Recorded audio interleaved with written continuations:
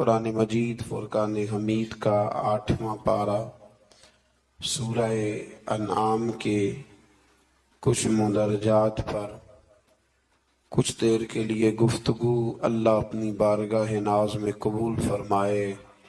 اللہ کریم ہمیں قرآن مجید کی لذت عطا فرمائے، قرآن مجید کے ذائقوں سے اللہ تعالی ہمیں آشنا فرمائے۔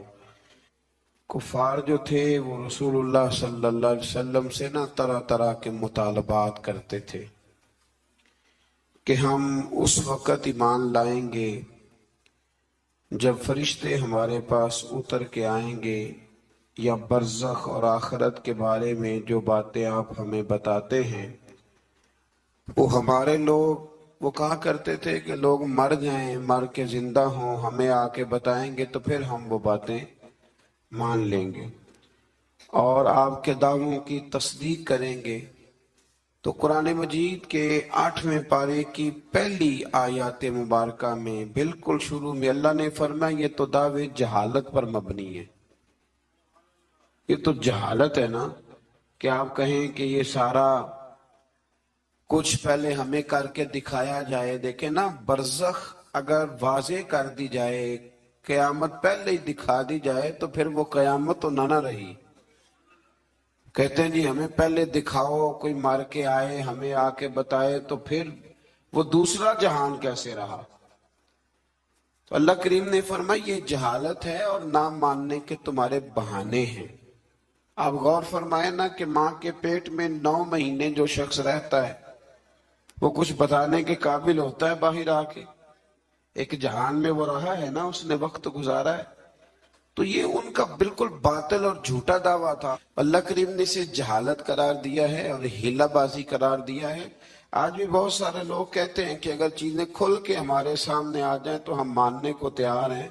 تو بھئی جب کھل کے آ جاتی ہیں نا چیزیں تو پھر عذاب بھی ساتھ آتا ہے، پھر کوئی اگر نہیں مانتا تو اسے سزا بھی فوراً ملتی ہے۔ اللہ سمجھنے کی توفیق دے۔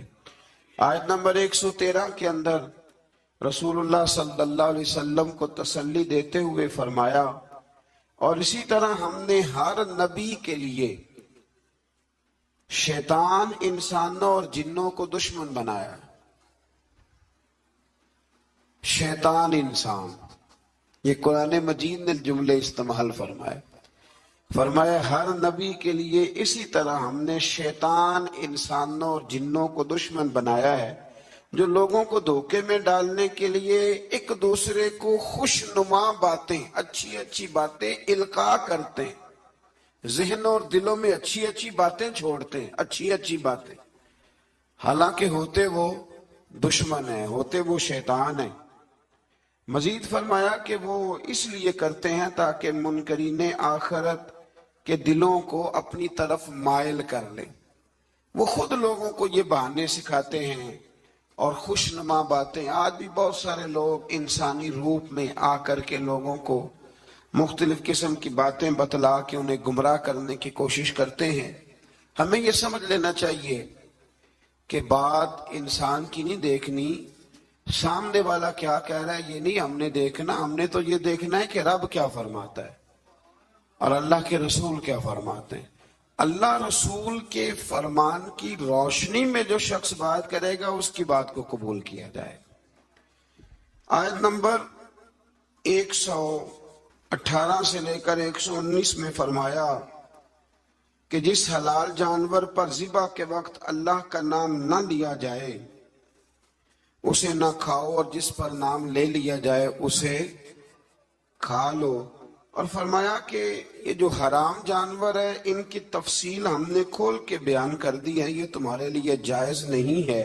ہاں، حالت اضطراری میں ایسی حالت آ جائے کہ اب مر جاؤ گے بغیر مردار کھائے تو اب تمہارے لیے وہ کھانا جائز ہو جائے گا۔ یہ جو مردار اور حرام ہوتا ہے یہ صرف اس وقت جائز ہوتا ہے جب بندہ مر رہا ہو، لیکن انسان بالکل تندرست ہو اور بالکل وہ ٹھیک ٹھاک ہو پھر بھی حرام کھائے تو یہ اس کے لیے درست نہیں ہے۔ یہ تو مرنے لگے کچھ نہ ملے تو تب اس کے لیے جائز ہے۔ پھر اللہ تبارک و تعالیٰ نے ارشاد فرمایا کہ جو ظاہری گناہ ہیں وہ بھی چھوڑ دو، اور جو تمہارے تن کے عیب ہے نا اندر کے چھپے جن کا کسی کو پتہ نہیں، وہ بھی چھوڑ دو، چھوڑ دو یہ عیب۔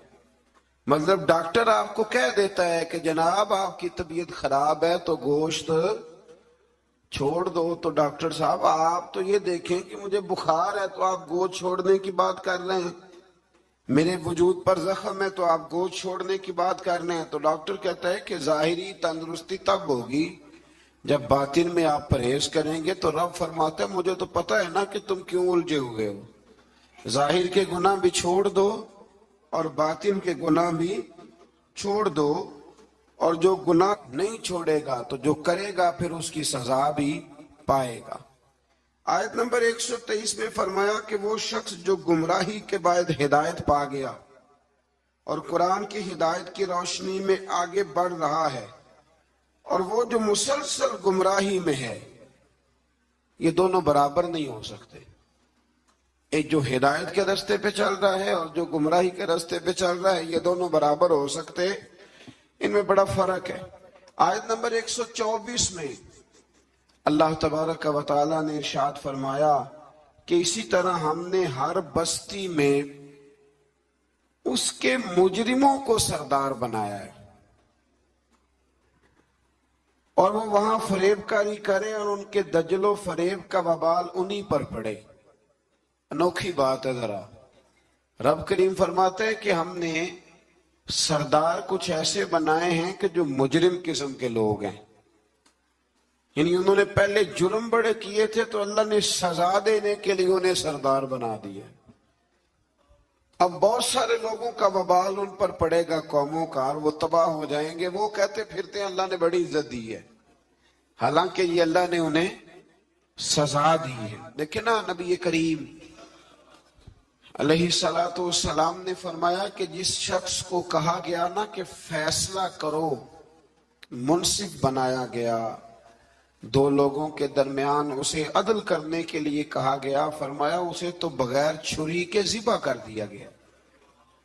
کوئی آسان کام ہے فیصلے کرنا، عدل کرنا، لیکن یہاں بڑا شوق ہے، آپ کسی کو بھی اٹھ کے کہیں آ تجھے سیاست میں داخل کرائیں، ہر تیسرے آدمی کو، تو سب تیار ہیں، بالکل تیار بیٹھے ہیں، کسی کو کسی جگہ بھی آپ الیکشن میں اتار سکتے ہیں، ریڈی ہیں لوگ۔ لیکن فرمایا کہ مجرموں کو بعض جگہ پہ ہم نے سردار بنایا تاکہ ان پر بہت ساری چیزوں کا وبال۔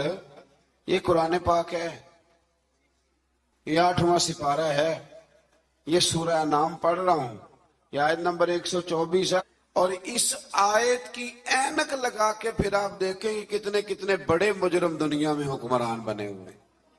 یہ اینک لگا کے آپ دیکھیں گے تو آپ کو پتہ چلے گا۔ اسی طرح آیت نمبر 125 میں فرمایا جب ان کے پاس کوئی نشانی آتی ہے تو کہتے ہیں کہ ہم ہرگز ایمان نہیں لائیں گے حتیٰ کہ ہمیں بھی اسی کی مثل دیا جائے جس طرح کے رسولوں کو دیا گیا ہے۔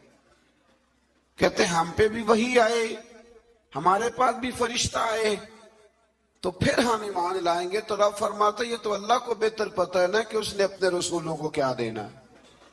اب یہاں یہ مسئلہ بن گیا کہ لوگ کہتے ہیں بعین ہی وہی چیز ہمیں بھی نظر آئے گی تو پھر ہم آگے بڑھیں گے۔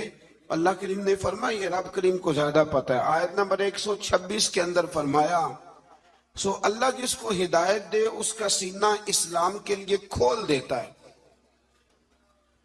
اور جس کو اللہ گمراہی مقدر فرماتا ہے یا فرمانا چاہتا ہے تو اس کے سینے کو قبول حق کے لیے گھٹا ہوا اور تنگ کر دیتا ہے۔ جب لوگ گناہ کرتے ہیں نا تو ان پر ہدایت کے راستے بند ہوتے ہیں۔ ان اللہ لا یہدی القوم الفاسقین، قرآن مجید نے ایک جگہ پہ کہا کہ اللہ فاسقوں کی قوم کو ہدایت نہیں دیتا۔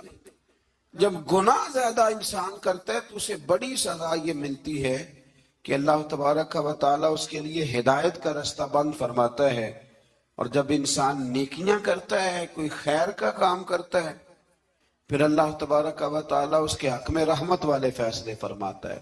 آیت نمبر 137 میں مشرکین عرب کی جہالت کا ذکر ہے۔ جو فصل اللہ تعالیٰ اگاتا ہے اور جو مویشی اللہ پیدا فرماتا ہے، ان میں اللہ تعالیٰ کے ساتھ بتوں کو شریک کرتے۔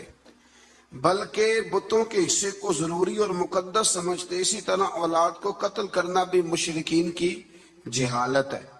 آیت نمبر 140 اور 141 میں اس بات کا بیان ہے کہ کفار و مشرکین نے زمانہ جاہلیت میں اپنے جانوروں اور اپنے کھیتوں کو 3 حصوں میں تقسیم کر دیا تھا. تو ان آیات میں اللہ نے فرمایا 3 حصوں میں انہوں نے بانٹ دیا تھا. وہ مویشی اور کھیت جن کے متعلق وہ کہتے تھے کہ ان سے نفع اٹھانا کسی شخص کے لیے جائز نہیں ہے، یہ ان کے باطل معبودوں اور بتوں کے لیے مخصوص ہیں. ان کو وہی شخص کھا سکتا ہے جس کو ہم کھلانا چاہیں، اور ان کو صرف وہی مرد کھا سکتے ہیں جو بتوں کی خدمت پر مامور ہوں. ایک پورا وہ ماحول بناتے تھے کہ یہ صرف وہ کھائیں گے جو بت خانے کے محافظ ہیں، اور کوئی نہیں کھا سکتے، عورتیں بھی نہیں کھا سکتی تھی. اسی طرح بعض مویشیوں کو بتوں کے لیے خاص کر کے ان پر سوار ہونا اور سامان لادنا انہوں نے حرام کر دیا تھا کہ یہ جی ہمارے بت کے نام کا جانور ہے، نہ اس پر سامان رکھنا ہے اور نہ ہم نے اس کو کھانا ہے. اور بعض جانوروں پر وہ ذبح کے وقت اللہ کا نام ہی نہیں لیتے تھے، یعنی ان کو بتوں کے نام پہ ذبح کر کے ان کا استعمال ممنوع قرار دیتے تھے. قرآن نے بتایا کہ یہ ان کی خود ساختہ باتیں. ہمارے اندر یہاں فرق کرنا بڑا ضروری ہے. جب ہم کوئی جانور کسی مخصوص کام کے لیے مخصوص کرتے ہیں تو وہ دراصل اللہ کے لیے ہی ہوتا ہے. کسی بزرگ کو صرف اس کا اصحال ثواب ہو سکتا ہے، اس سے زیادہ اس کی کوئی حیثیت نہیں ہے. جس طرح آپ کہتے ہیں کہ ولیمے کے لیے بکرا رکھا ہوا ہے، عقیقے کے لیے رکھا ہوا ہے. ہاں کچھ باتیں غلط ہیں، وہ نہیں ہونی چاہیے. مجھ سے ایک دفعہ ایک دوست نے مسئلہ پوچھا کہ ہمارے گاؤں میں خواتین جو ہیں وہ 11 بیویوں کی کہانی پڑھواتی ہیں اور پھر وہ کچھ لڈو منگواتی ہیں، اور جب اس پر ختم دیتی ہیں تو وہ کہتی ہیں کہ یہ مرد نے نہیں کھانا. اللہ تعالیٰ سمجھنے کی توفیق عطا فرمائے. میں نے ویسے اس کو یہ جواب دیا تھا، میں نے کہا کہ بیویوں کو بتاؤ کہ لڈو مرد نے نہیں کھانے، حالانکہ بنائے مرد نے ہیں. یہ کتنی عجیب بیوقوفی کی بات ہے کہ جس نے بنائے ہیں وہ نہیں کھا سکتا. تو یہ اس قسم کی لایانی بے معنی باتیں نہیں ہونی چاہیے. عورتوں کو ہمیشہ یہ سمجھنا چاہیے کہ نہ تو وہ کسی کا معجزہ پڑھوا سکتی ہیں، نہ 10 بیویوں کی کہانی پڑھا سکتی ہیں. انہوں نے جب بھی پڑھانی ہے سورہ یاسین پڑھوانی ہے، سورہ رحمان پڑھوانی ہے، سورہ ملک کی تلاوت کرانی ہے، سورہ بقرہ پڑھانی ہے. قرآن مجید کو پڑھانا ہے، اور بڑا دل کرے کہ قرآن مجید کے بعد بھی ہم نے کچھ پڑھانا ہے تو پھر وہ میرے رسول اللہ پہ درود پاک پڑھوائیں، پھر نبی کریم کی ذات پر درود شریف پڑھائیں. آیت نمبر 142 سے لے کر 147 میں اللہ تعالیٰ نے پھلوں، کھیتوں، جانوروں کے ذریعے جو نعمتیں عطا کی تھیں ان کا ذکر فرمایا ہے، اور کہا ہے کہ اللہ تعالیٰ کی ان نعمتوں کو کھاؤ پر اسراف نہ کرو، فضول خرچی نہ کرو، اور شیطان کے نقش قدم پہ نہ چلو. پھلوں اور کھیتوں کی پیداوار میں اللہ تعالیٰ نے حق مقرر کیا ہے. عشر، کھیت کا عشر ہوتا ہے، فرمایا اس کو بھی ادا کرو. اور اسی میں حلال جانوروں کی اقسام بھی بیان فرمائیں، اور اس کے بعد ان قطعی حرام چیزوں کا بیان کیا جو پہلے بھی آ چکا ہے. اور یہ بھی فرمایا کہ یہود کی سرکشی کی وجہ سے ناخنوں والے جانوروں اور گائے اور بکری کی چربی کو ان پر حرام قرار دیا گیا تھا. انہوں نے اسے پگھلایا اور فروخت کیا. فرمایا بعض لوگ نافرمانی کرتے ہیں تو اللہ ان پر بعض چیزوں کو حرام قرار دیتا ہے.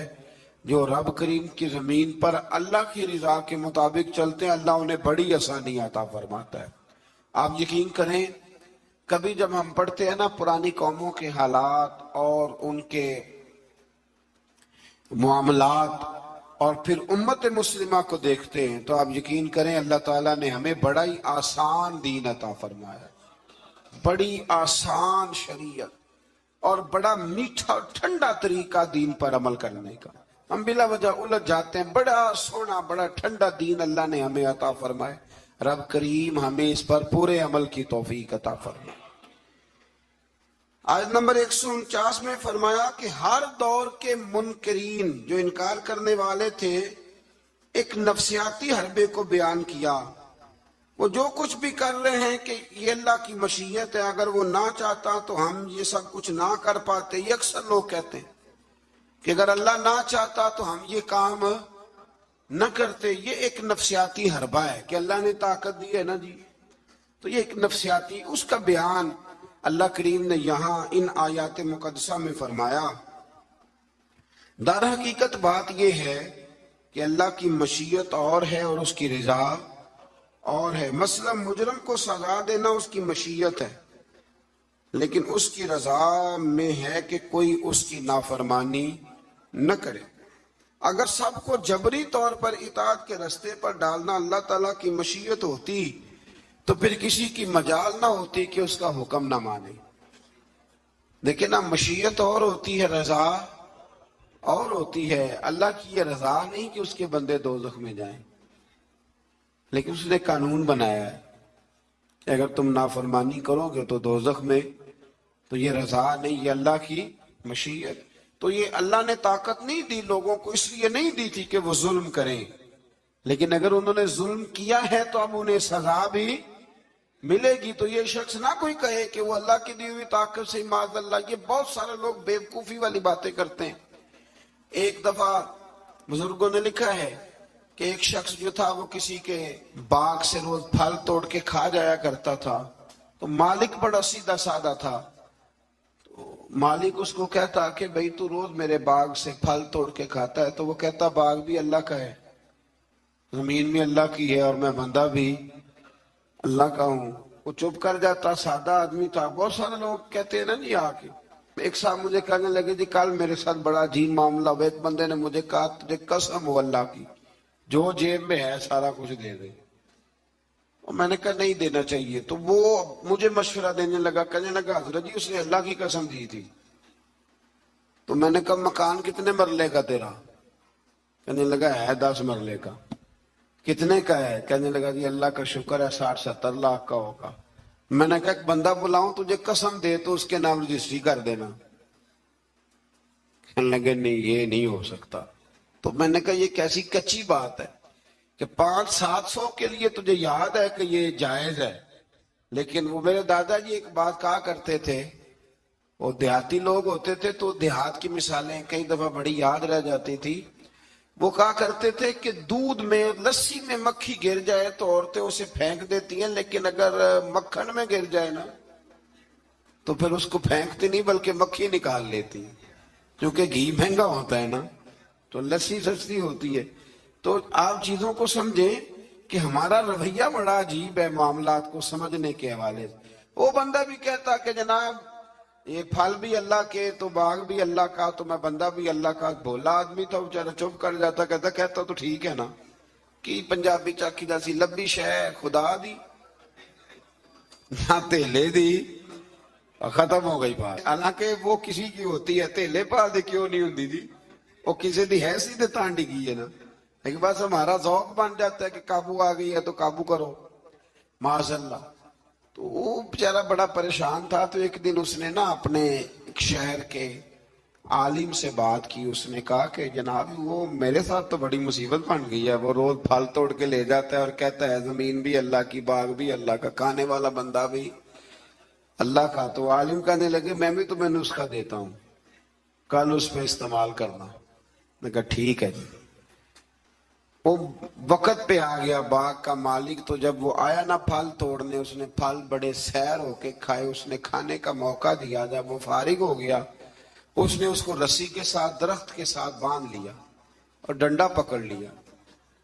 اور جب مارنے لگا تو کہنے لگا یہ کیا؟ کہنے لگا یہ چھڑی کی توفیق بھی اللہ کی، رسا بھی اللہ کا، باندھنے والا بندہ بھی اللہ کا. اب تجھے جو پھینٹی لگے گی وہ بھی اللہ کی دی ہوئی طاقت سے لگے گی معاذ اللہ.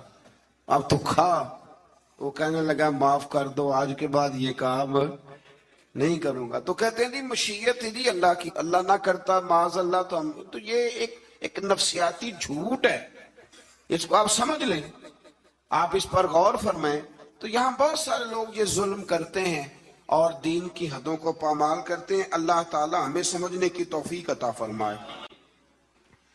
آیت نمبر 152 سے لے کر 61 تک میں اللہ تعالیٰ نے فرمایا غالباً 9 باتوں کا حکم دیا ہے۔ سب سے پہلے ارشاد فرمایا کہ اللہ کے ساتھ کسی کو شریک نہ ٹھہرانا۔ دوسرے نمبر پہ فرمایا والدین کے ساتھ اچھا سلوک کرنا۔ تیسرے نمبر پہ فرمایا تنگ دستی کے خوف سے اولاد کو قتل نہ کرنا۔ اب تو بڑے بڑے لوگ عالم فاضل ہو کے کہتے ہیں بچے تھوڑے پیدا کرو، حالانکہ میرے نبی کریم علیہ السلام نے فرمایا اس عورت سے نکاح کرنا جو محبت زیادہ کرنے والی ہو اور بچے زیادہ پیدا کرنے والی ہو۔ تو یہاں معیار کیا ہے؟ تنگ دستی کے خوف سے اولاد کو قتل نہ کرو، اور فرمایا ظاہری اور چھپی ہوئی ہر قسم کی فحاشی سے بچو، اور نمبر 5 پہ فرمایا قتل ناحق نہ کرو، نمبر 6 پہ فرمایا یتیم کا مال ناجائز طریقے سے نہ کھاؤ، اور نمبر 7 فرمایا لین دین میں ناپ تول پورا کرو، 8 پہ فرمایا بلا تمیز سب کے ساتھ انصاف کرو، اور نمبر 9 میں ارشاد فرمایا کہ اللہ کے ساتھ کیے ہوئے وعدے کی پاسداری بھی کرو۔ تو اللہ تبارک و تعالیٰ نے ان 9 چیزوں کو بیان کیا، اور سمجھ لیں یہ خلاصہ بیان کیا میرے رب کریم نے، یہ پورے دین کا خلاصہ ہے۔ اور یہ ساری چیزیں بیان کرنے کے بعد ارشاد فرمایا کہ یہی سیدھا راستہ ہے، گروہ بندی چھوڑ کر اسی راستے کی پیروی کرو، اور کتاب الہی کے احکام کو ملحوظ خاطر رکھو، اور جو لوگ ایمان لانے کے لیے نشانیاں طلب کرتے ہیں ان کے پاس فرشتے آئیں یا اللہ تعالیٰ خود آئے یا اس کی کوئی نشانی آئے، قرآن نے بتایا کہ جس دن عالم غیب کی نشانیاں آئیں گی تو پھر ان منکرین کے لیے ایمان لانا بھی نفع بخش نہ ہوگا۔ جو دیکھ کر کلمہ پڑھے گا فرعون کی طرح، اس کا کلمہ پھر قابل قبول نہیں ہوگا۔ یہ تو قابل قبول تب ہے کہ یؤمنون بالغیب، کہ تو بغیر دیکھے ایمان لے آ۔ اور یہ بھی فرمایا کہ اے رسول جنہوں نے دین کو گروہوں میں بانٹ دیا ہے آپ کا ان سے کوئی تعلق نہیں ہے۔ جنہوں نے بانٹ دیا اللہ تبارک و تعالیٰ کے دین کو، یہودیوں نے عیسائیوں نے تقسیم کر دیا۔ آیت کے اندر اللہ تبارک و تعالیٰ نے حقیقت ایمان، روح ایمان اور مسلمانوں کے مقصد حیات کو بیان فرمایا۔ یہ آیت پورے دین کا لب لباب ہے۔ نماز، روزہ، حج، زکوٰۃ، وضو، غسل، صدقات، خیرات، عبادات، ان سب کا نچوڑ ہے۔ فرمایا کل اے محبوب فرما دے۔ جو بڑی پیاری باتیں تھیں وہ اللہ نے محبوب سے کل کہہ کے سنی ہے۔ کہا محبوب ذرا کہو کیا، ان صلاتی و نسکی و محیای و مماتی للہ رب العالمین۔ فرمایا محبوب فرما دیجئے کہ بے شک میری نماز، میری قربانیاں، میرا دنیا میں ظاہری طور پہ رہنا یا میرا پردہ کر جانا سب اس رب کے لیے ہے جو تمام جہانوں کے پالنے والا ہے۔ یہ لب لباب ہے۔ حضرت مجدد الفسانی رحمت اللہ علیہ فرمایا کرتے تھے 3 چیزوں کا نام دین ہے، علم، علم پر عمل، اور عمل میں اخلاص۔ ریاکاری نہ ہو۔ فرمایا 3 کام کر لے تیرا دین مکمل ہو جائے گا۔ ختم ہو گئی بات۔ آگے پھر سورہ آراف شروع ہوتی ہے۔ آراف کے معنی بلندی کے ہیں، اس کا معنی جاننا اور پہچاننا بھی ہے۔ اصحاب آراف کے بارے میں ایک قول تو یہ ہے کہ ان کی نیکیاں اور گناہ برابر ہوں گے، ان کا مقام جنت اور دوزخ کے درمیان ہوگا۔ یہاں یہ وہ لوگ ہیں جو اہل جنت اور اہل جہنم کو پہچاننے والے ہوں گے۔ یہ آراف والے نا، ایک جنتی ایک جہنمی، اور درمیان میں آراف، یعنی جس کی ایک گناہ زیادہ ہو گیا تو جہنم میں گیا، اور جس کی نیکیاں زیادہ ہو گئی اللہ کے فضل سے وہ تو کچھ برابر برابر والے ہیں، ان کے لیے مقام آراف ہے، ان کے لیے مقام آراف ہے۔ اور کچھ نے لکھا ہے نہیں یہ تو بلند مقام ہے، یہاں تو اللہ فرشتوں اور نبیوں کو جگہ عطا فرمائے۔ بعض مفسرین نے یہ قول بھی بیان فرمایا۔ اس سورہ مبارکہ کی ابتدا میں سرکار دو عالم صلی اللہ تعالی علیہ وسلم کو تسلی دی گئی کہ آپ کفار کے ظلم سے، بے وفائی سے اور ان کے سخت رویے سے تنگ دل نہ ہوں، بلکہ آپ اپنا فرض ادا کرتے رہیں اور کتاب مقدس کی تبلیغ بھی آپ کرتے رہیں اور سرگرم ہو کے کرتے رہیں. ان سے آپ کو پریشان ہونے کی ضرورت، یعنی اس کا معنی یہ ہے کہ رب کریم آپ کے پیغام کو پوری دنیا میں پھیلا دے گا. گھوڑا جب دوڑتا رہتا ہے تو وہ اپنی منزل تک پہنچ جاتا ہے، لیکن جو جھاڑیاں اس کے پیروں کو لگتی ہیں وہ لگتی تو ہیں، لیکن اگر وہ چلتا رہے تو وہ نیچے ہی رہ جاتی ہیں. تو یہ نبی پاک کے وسیلے سے مجھے تو یوں لگتا ہے رب نے ہمیں سمجھایا ہے کہ تم نہ اپنا کام کرتے رہو، کسی کے سخت رویے کو بلوغ خاطر لانے کی کوئی ضرورت ہے. اس سے آگے آیت نمبر 5 کے اندر اللہ کریم نے بتایا ہے کہ بعض بستیوں میں دوپہر کو سوتے ہوئے عذاب آیا، اور جب عذاب آیا تو پھر ان کے مکینوں نے اقرار کیا کہ ہاں ہم ظالم ہیں، یہ ہمارے ظلم کی وجہ سے آیا. قیامت کے دن اعمال کا وزن کیا جانا حق ہے، وزن کیا جائے. جن کی نیکیوں کا پلڑا بھاری ہوگا وہ فلاح پائیں گے اور کامیاب ہوں گے، اور جن کی نیکیوں کا پلڑا ہلکا ہوگا وہ نقصان اٹھانے والوں میں سے ہوں گے. آج میں زمین میں انسان کی آباد کرنے اور ذرائع معاش مہیا کرنے کی نعمتوں کا ذکر فرمایا، اور فرمایا بہت کم لوگ ہیں جو شکر ادا کرتے ہیں، بڑے کم ہیں جو شکر ادا. اللہ فرماتا ہے شکر ادا کرنے والے تھوڑے ہیں، اور ناشکری کرنے والے، آٹومیٹک بات ہے، ناشکری کرنے والے. اچھا وہ کبھی کبھی میں سوچتا ہوں کہ کدی رجیا بندہ ملے نا، کوئی پیسے ہیں تو. پاکستان میں جو لوگ دنیا کے مالداروں میں شامل ہو گئے ہیں نا، پاکستان کے نہیں، ایشیا کے نہیں، دنیا کے مالداروں میں، ان کے کاروبار بھی ابھی جاری ہیں، اور ابھی تک انہوں نے جھاڑو پکڑا ہوا پیسے جمع کرنے کا. سیر ہونے کا کوئی جگہ، کوئی مقام، آپ یقین کریں، ایک مشورہ چھوٹا سا، اس پہ عمل کر کے دیکھیں. کبھی نہ زندگی میں، کبھی اللہ کی رضا کے لیے تھوڑی دیر کے لیے پیسوں کے دولت کے چکر سے نکل کے بھی دیکھیں، فقط شکر والا ذہن بنائیں. یعنی میری رائے یہ ہے کہ رمضان المبارک کا الحمدللہ 2 دن رہ گئے پہلا عشرہ ختم ہونے میں، یہ 2 دن پورے، صرف 2 دن، زیادہ کی طلب نہیں کرنی، بس جتنے پچھلے ملے ان پہ صرف شکر ہی کرنا. اور بھائی سنو، فضل کی طلب تو ہر وقت کرنی ہے، لیکن پچھلے کا شکر ادا کرے. لَإِن شَكَرْتُمْ لَأَزِيدَنَّكُمْ، شکر کرنے سے نعمتیں محفوظ ہو جاتی اور اللہ ان میں اضافہ فرما دیتا ہے. اللہ سمجھنے کی توفیق عطا فرمائے. آیت نمبر 12 سے لے کر 28 تک پھر حضرت آدم علیہ السلام اور جناب حوا کا واقعہ، پھر شیطان کی وہ ساری بات. یہ واقعہ قرآن پاک میں کم و بیش 7 جگہ پہ بیان ہوا ہے. یہاں بھی بیان کیا گیا کہ اللہ تعالیٰ نے اس کو کہا سجدہ کر، پر اس نے سجدہ نہ کیا، اور نہ کرنے کے بعد پھر اس نے یہ کیا کہ حضرت آدم علیہ السلام کے پاس گیا اور ان سے بھی اجتہادی خطا کرائی. میں جو لفظ بول رہا ہوں اس پر غور کریں، اجتہادی خطا، یہ لفظ آپ نے یاد رکھنا ہے. یہ حضور نے فرمایا کہ مجتہد جو ہوتا ہے نا، جو بالغ نظر ہوتے ہیں لوگ، جن کی پوری نظر ہوتی ہے معاملات پہ، وہ اگر کبھی بھول جاتے ہیں تو اس کا مطلب ہے کہ وہ چیزوں کو سمجھنے میں کسی جگہ ان سے اگر بھول ہو گئی تو اللہ اسے ان کی سزا نہیں دیتا، بلکہ وہ ایک اجتہادی خطا ہے، خلاف اولا ہے. یہ کام حضرت آدم علیہ السلام سے بھی ہو گیا. وہ شیطان نے پھر جا کے ان سے کہا، جب وہ جنت میں چلے گئے تو ان سے جا کے کہنے لگا کہ آپ اگر جس درخت کا پھل کھانے سے اللہ نے روکا ہے اگر آپ کھا لیں گے نا تو آپ بے حیات میں لگی، کبھی مریں گے نہیں.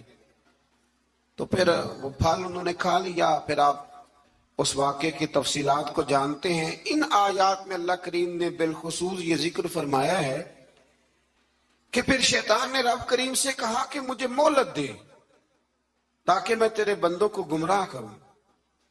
اللہ نے اسے مہلت عطا کی. کب تک مہلت دی؟ اللہ تبارک و تعالی نے قیامت تک کے لیے مہلت عطا کی. تو میرے بھائی، شیطان مہلت لے کے آیا گمراہ کرنے. اب وہ تو آیا تھا گمراہ کرنے، تو اگر ہم اسے پکی دوستی کر لیں یہ رانا ہی کر لیں، ہم اس کو پہچانے ہی نہ اپنے دشمن کو۔ اور قرآن نے درجنوں جگہ پہ کہا کہ صرف دشمن نہیں، تمہارا کھولا ہوا دشمن اعلانیہ دشمنی کرتا ہے، اسے پہچانیں، اس کا خیال کریں، اس پر توجہ کریں۔ ہم ایسے بزرگوں کو بھی جانتے ہیں کہ جن کو شیطان سمجھتا تھا کہ ان پر ہمارا دعویٰ نہیں چل سکتا، سمجھتا تھا وہ۔ اور کچھ رب کے بندے ایسے جن سے ویسے ہی بھاگ جاتا ہے۔ حضور نے فرمایا میرا عمر جس گلی سے گزرے شیطان رستہ ہی بدل جاتا ہے۔ لیکن نا دو قسم کے لوگ ہیں، جن کو آپ خوش آمدید کہہ کے گلے لگاتے ہیں، اور کچھ ایسے ہیں جو آپ کو دیکھ کے رستہ بدل جاتے ہیں۔ رسول کرام جتنے بھی اللہ کے رسول آئے، ان کی اطاعت کرنے والے کو تقوی اور عمل صالح کرنے والے کو جنت کی بشارت، جبکہ کفر تکذیب کرنے والے کو جہنم کی وعید سنائی گئی۔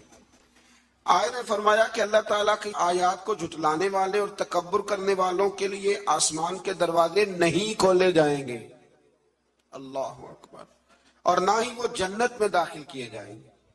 آیت نمبر 44 میں فرمایا اللہ تعالیٰ نے اہل جنت کے دلوں سے کینہ نکال دیا ہے، وہ ہدایت پانے والے اللہ کا شکر ادا کرتے ہیں کیونکہ اسی کے فضل سے ہدایت ملتی ہے۔ جنتیوں کے دلوں میں کینہ، تو نیچے دیکھ کے خیال کر لیں، اگر تو کسی کا کینہ نہیں تو انشاءاللہ جنتی ہے، اور اگر کوئی رولا ہے تو پھر بھی میں فتویٰ نہیں دیتا، صرف یہ مشورہ دیتا ہوں کہ رولا دور کر لو، وہ جو اندر معاملہ ہے اس معاملے کو ختم کر لو۔ اللہ سمجھنے کی توفیق عطا فرمائے۔ آیت نمبر 45 کے اور اس کے بعد کی آیات میں فرمایا اللہ تعالیٰ نے کہ آخرت میں جنتی جہنمیوں کو پکاریں گے کہ ہم نے تو اپنے رب کے وعدے کو سچا پایا ہے، بتاؤ تم نے کیسے پایا؟ جنتی جہنمیوں سے پوچھیں گے۔ تو ان دونوں کے درمیان سے ایک پکارنے والا پکارے گا کہ ظالموں پر اللہ کی لعنت ہو۔ مزید فرمایا کہ جنتیوں اور جہنمیوں کے درمیان حجاب ہوگا، اور اہل اعراف دونوں گروہوں کو ان کی نشانیوں سے پہچانیں گے، اور جنتیوں کو سلام کریں گے اور جہنمیوں سے کہیں گے کہ تمہاری جماعت اور تمہارا تکبر، تمہاری جماعت، وہ جس جماعت کے تم لیڈر تھے، سربراہ تھے، جس برادری کے تم چیئرمین تھے، تمہاری جماعت اور تمہارا تکبر آج تمہارے کسی کام نہ آیا۔ جہنمی جنتیوں سے استدعا کریں گے، گزارش کریں گے کہ ہم پر تھوڑا سا پانی انڈیل دو، تھوڑا سا انڈیل دو، اور جو نعمتیں تمہیں عطا ہوئی ہیں ان میں سے تھوڑا سا ہمیں بھی دے دو۔ مگر اللہ تعالیٰ نے فرمایا کہ یہ چیزیں کافروں پر حرام ہیں، ان کے لیے ہیں ہی نہیں۔ اور جن لوگوں نے دین کو کھیل تماشا سمجھ رکھا ہے، اللہ ان سے فرمائے گا جس طرح تم نے قیامت کے دن کو فراموش کر رکھا تھا، آج ہم تمہیں نظر انداز کر دیتے۔ آیت میں اللہ تعالیٰ کی قدرت کی نشانیوں کا بیان فرمایا، اور اس کے بعد فرمایا اپنے رب کو گڑ گڑا کر چپ کے اس کے عذاب سے ڈرتے رہو، یعنی اپنے رب کو جب پکارو تو گڑ گڑا کے پکارو اور اس کے عذاب سے ڈرتے رہو، اس کی رحمت کے یقین رکھتے ہوئے، اور زمین میں اصلاح کے بعد فساد۔ آیت کے اندر اللہ تعالیٰ نے باران رحمت یعنی بارش کے نظام کے بارے میں بتایا ہے کہ اس کی حکم سے ہوائیں پانی سے بھرے ہوئے بادلوں کو چلا کر لے جاتی ہیں اور بنجر زمین پر برسا کر اس میں اللہ کی نعمتیں پیدا کر دیتی ہیں۔ سبحان اللہ۔ فرمایا ہوائیں بھی میں ہی چلاتا ہوں، بارشیں بھی میں ہی برساتا ہوں، اور تمہاری بنجر زمین کو آباد بھی میں ہی کرتا ہوں۔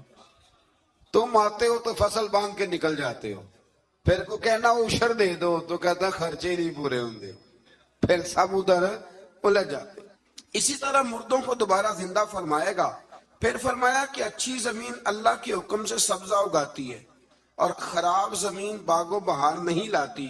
یہ مثالیں دے کے قرآن یہ بتاتا ہے کہ انسان کے دل و دماغ کی زمین کا حال بھی ایسا ہی ہے، یعنی پاکیزہ دل و دماغ میں ایمان قرار پاتا ہے اور اعمال کے ثمرات پیدا ہوتے ہیں، جبکہ خبیث دل و دماغ میں خیر کے پھل اور پھول پیدا نہیں ہوتے۔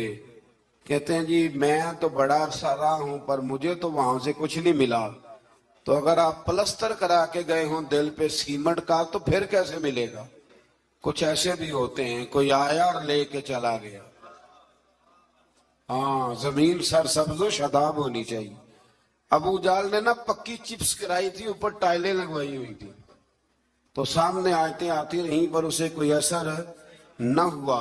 خواجہ اویس کرنی نے دیکھا بھی نہیں، زیارت بھی نہیں کی، تو میرے رسول پاک نے فرمایا عمر جبہ لے جانا، شاباشی بھی دینا، جبہ بھی دینا، اور اسے کہنا میری امت کے لیے دعا بھی کرے۔ تو سمجھ لیں چیزوں کو کہ اندر کا بھی تھوڑا سا نا لحاظ رکھے، اللہ سمجھنے کی توفیق عطا فرمائے۔ آیت نمبر 60 میں حضرت نوح علیہ السلام اور ان کی قوم کے حالات بیان کیے گئے کہ ان کی قوم کے سرداروں نے کہا کہ معاذ اللہ آپ تو کھلی گمراہی پہ ہیں۔ سردار نبی کو کہہ رہے ہیں کہ آپ گمراہ ہو گئے، سردار نبی کو۔ اگر حضرت نوح کی قوم کے سردار نبی کو کہہ سکتے ہیں کہ تم گمراہ ہو گئے، تو اگر آج کے سردار کسی مولوی کو کہہ دیں تو ان کو کوئی ٹینشن لینے کی ضرورت، یہ سرداروں کا طریقہ پرانا چلا آ رہا ہے، کہہ دیتے ہیں۔ حضرت نوح علیہ السلام نے فرمایا میں تو اللہ کا رسول ہوں اور میرا کام تمہاری خیر خواہی ہے اور تم تک دعوت حق کو پہنچانا ہے۔ اس کے بعد قوم نوح کی تکذیب، طوفان نوح اور نوح علیہ السلام اور ان کے ساتھ کشتی میں سوار افراد کے سوا سب کے غرق ہونے کا ذکر بھی اللہ تعالیٰ نے بیان فرمایا۔ پھر آیت نمبر 66 میں حضرت ہود علیہ السلام اور ان کی قوم میں عاد کا ذکر ہے۔ قوم عاد نے بھی اللہ کے نبی پر طعن کیا معاذ اللہ، اور کہا کہ آپ حماقت میں مبتلا ہیں معاذ اللہ، آپ تو احمق ہیں معاذ اللہ ثم معاذ اللہ، نقل کفر کفر نہ باشا۔ پھر ہود علیہ السلام نے اپنی قوم کو وہی جواب دیا جو نوح علیہ السلام نے اپنی قوم کو دیا تھا۔ حضرت ہود نے قوم عاد کو انعامات الہیہ کا شکر ادا کرنے کی تلقین کی، انہوں نے انکار کر دیا، چنانچہ ان پر اللہ کا عذاب اور غضب نازل ہوا۔ آیات الہی کو جھٹلانے والوں کا اللہ تعالیٰ نے دنیا سے صفائی فرما دیا، ختم ہی ہو گئی حضرت ہود کی قوم۔ پھر حضرت صالح علیہ السلام اور ان کی قوم سمود کا ذکر ہے۔ قوم سمود کے مطالبے پر اللہ تعالیٰ نے حضرت صالح کو معجزے کے طور پر چٹان سے حاملہ اونٹنی، یہ بھی انوکھی بات ہے، چٹان سے اونٹنی نکلی اور نکلی بھی حاملہ۔ حاملہ اونٹنی کو پیدا کیا اور انہیں حکم دیا کہ اسے چرنے کے لیے آزاد چھوڑ دیا جائے۔ قوم سمود کے لوگ بڑے طاقتور تھے، یہ نرم زمین میں محلات بناتے اور پہاڑوں کو تراش کر ان میں گھر بناتے تھے، اتنی اللہ نے قوت دی تھی، گویا ان کو اپنی طاقت پر بڑا ناز تھا۔ پھر قوم سمود نے اللہ کے حکم کی نافرمانی کی اور اونٹنی کی کونچیں کاٹ ڈالی۔ اللہ تعالیٰ نے ان کی سرکشی کی سزا اس طرح دی کہ ان پر رات کو زلزلے کا عذاب آیا اور صبح وہ اپنے گھروں میں اوندے منہ الٹے منہ مرے ہوئے پڑے تھے۔ اگر کوئی ناقت اللہ، سننا میری بات، کوئی ناقت اللہ کی اونٹنی کی بے ادبی کرے تو اوندا ہو جاتا ہے، تو جو ولی اللہ کی بے ادبی کرے، رب فرماتا ہے میرا اس کے خلاف پھر اعلان جنگ ہے۔ آیت نمبر 81 میں حضرت لوط علیہ السلام اور ان کی قوم کا ذکر ہے کہ وہ بے حیائی میں اپنے زمانے کے سب لوگوں پر سبقت لے گئے، اپنی جنسی خواہش کو غیر فطری طریقے سے پورا کرتے۔ اس کی تفصیل ہے، یہاں وقت نہیں ہے۔ اصل میں یہ جو قوم تھی نا، ان کے پاس باغات تھے بڑے سرسبز و شاداب، تو مہمان بڑے آتے تھے، تو ان کی خواہش تھی کہ مہمان نہ آئیں، بہت زیادہ لوگ آتے تھے، حالانکہ مہمان تو اللہ تعالیٰ کی رحمت ہوتا ہے۔ تو شیطان نے پھر انہیں ایک طریقہ بتلایا، مہمان آتے تو یہ معاذ اللہ مرد مردوں کے ساتھ بدفعلی کرتے، شیطان نے انہیں یہ طریقہ بتلایا، غیر فطری طریقے سے اپنی جنسی خواہش کو پورا کرتے۔ جب اللہ تعالیٰ کے نبی عذاب کا ڈر سناتے تو وہ حضرت لوط علیہ السلام کا مذاق اڑاتے، بالآخر اللہ تعالیٰ نے ان پر عذاب نازل کیا، اور یہ لواطت، مرد کا مرد سے بدکاری کرنا، اس کی سزا اللہ نے یہ دی کہ آسمان سے پتھر برسائے اور اس طرح ان کا نام و نشان مٹا دیا، یہاں تک کہ لوط علیہ السلام کی وہ بیوی جو قوم لوط کی ہم خیال تھی